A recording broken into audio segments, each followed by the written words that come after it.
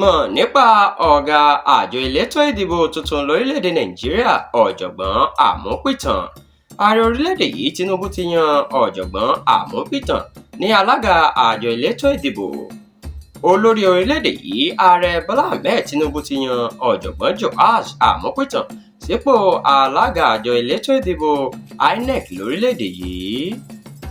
Ààrẹ ní ìdí pàtàkì tó ń ṣe yan Amupitan sípò pàtàkì ọ̀hún ni pé ó kún ojú òṣùwọ̀n tó láti darí àjọ náà tí yóò sì ṣe ohun gbogbo létòlétò pẹ̀lú ìlànà òfin. Níbi ìpàdé pàtàkì kan tó wáyé láàrin Ààrẹ Tinubu àti àwọn ọmọ ìgbìmọ̀ tó ní kan ṣe pẹ̀lú ètò ìṣèjọba lórílẹ̀‐èdè yìí ìyẹn National Council of State tí ó wáyé lọ́jọ́ Thursday ọjọ́ 9 oṣù kẹwàá ọdún yìí nílùú Àbújá ni Tinubu ti dárúkọ ọ̀jọ̀gbọ́n náà tó jẹ́ amòfin.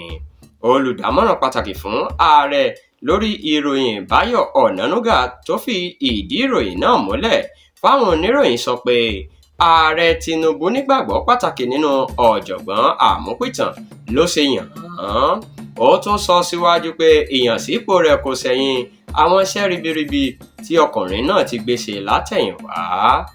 Lójú ẹsẹ̀ tí Tinubu ti dárúkọ rẹ̀ ni àwọn ọmọ ìgbìmọ̀ náà ti fòǹtẹ̀ lù ú pé kó wà ní ipò pàtàkì ọ̀hún. Bí àwọn aṣòfin àgbà bá fòǹtẹ̀ lù ú nílùú Àbújá, òun ni yóò rọ́pò ọ̀jọ̀gbọ́n Mahmood Yakubu tó ti wà nípò náà fún ọdún 10.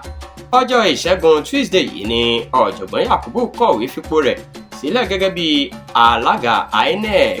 Ọ̀jọ̀gbọ́n Amupitan yìí ló jẹ́ ọmọ ọdún 52 tí ó wá láti ìlú Ayétòrògbèdè níjọba ìbílẹ̀ Òjòmó nípínlẹ̀ Kogi. Ó kàwé gba oyè ọ̀jọ̀gbọ́n níléèwé gíga fásitì Jos nípínlẹ̀ Plateau. Ó ti fìgbà kan rí jẹ́ ọ̀gá àgbà àti alága níléèwé gíga Joseph Ayọ̀ Babalọ́lá tó wà ní Ìkejì Arákejì nípínlẹ̀ Ọ̀ṣun. Ó ti kọ́kọ́ kàwé ní Kwara State Polytechnic nílùú Ìlọrin lọ́dún 1988 ní ó di ojúlówó agbẹjọ́rò. Látìgbà náà ló ti ń ṣiṣẹ́ takuntakun èyí tó mú gòkè àgbà nídìí iṣẹ́ tó yàn láàyò ọ̀hún. Ó gba oyè agbẹjọ́rò àgbà Senior Advocate of Nigeria lọ́dún 2014.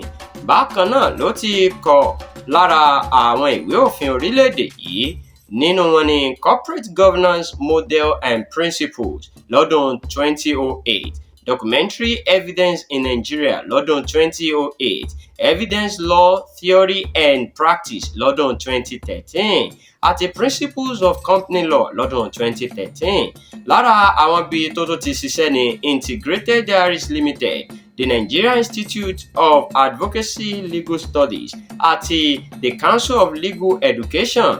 Bákan náà ló ti fìgbà kan wà lára àwọn aláṣẹ iléeṣẹ́ Rich Oil Limited tí ó wà l'Àbújá láàrin ọdún 1996 sí ọdún 2004. Àwọn ẹlẹgbẹ́ rẹ̀ kò kóyán rẹ̀ kéré rárá. Ó fẹ́ ìyàwó bẹ́ẹ̀ ló sì bímọ 4. Bí àwọn aṣòfin àgbà l'Àbújá bá ti fòǹtẹ̀ lù pé kó jẹ́ alága àjọ INEC, òun ni yóò jẹ́ alága Eleto Idibo kẹẹ̀dógún tó jẹ́ lórílẹ̀‐èdè yìí àti ẹni àkọ́kọ́ tó máa dipò náà mú láti ìpínlẹ̀ Kogi.